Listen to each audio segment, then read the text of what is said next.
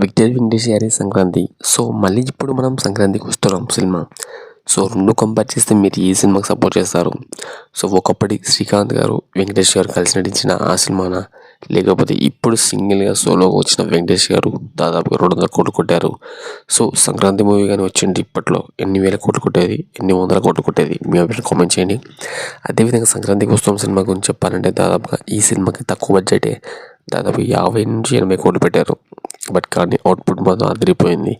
So full నవ్వుకుంటూనే 200 కోట్లు కొట్టారంటే ఈ cinema content కరెక్ట్గా ఉంటే దాదాపుగా బాహుబలి రికార్డు కూడా బ్రేక్ చేసేది.